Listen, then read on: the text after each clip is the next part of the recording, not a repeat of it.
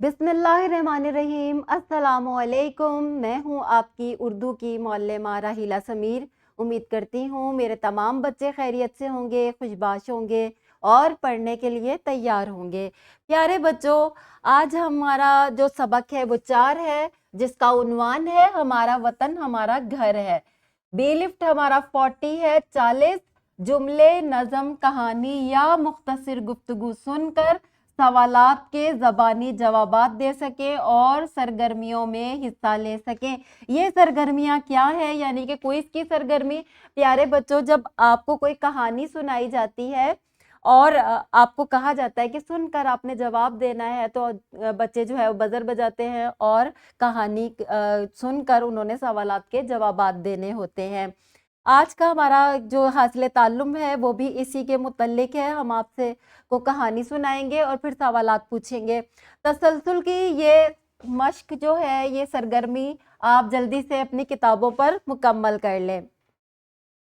हमारा आज का जो सबक है वो हम आपको सुना रहे हैं, उसके बाद आपने जवाबात देने हैं सवालात के और उन सवालात के जवाबात को लिखना भी है।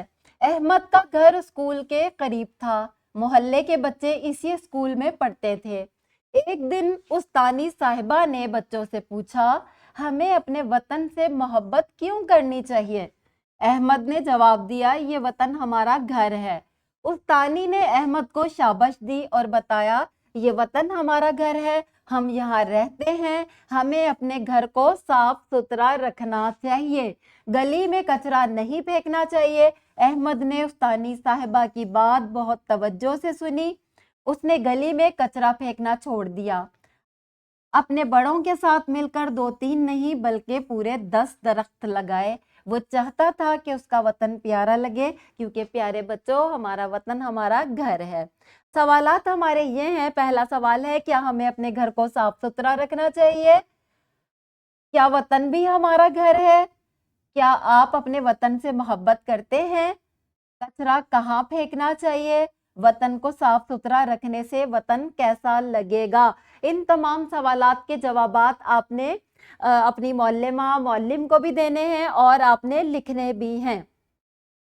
तदरीसी जांच का ये सफ़ा आपने मुकम्मल करना है। अल्फाज को मानी से मिलाना है, करीब को मिलाना है नज़दीक से, वतन को मुल्क से। कचरा जो है वो कूड़े को कहते हैं, इसको इससे मिला देना है। तवज्जो, ध्यान।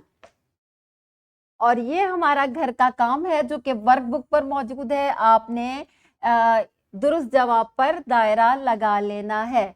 उम्मीद करती हूँ आज का सबक सब बच्चों को समझ आ गया होगा। मिलते हैं अगले लेक्चर में, तब तक के लिए अल्लाह हाफिज।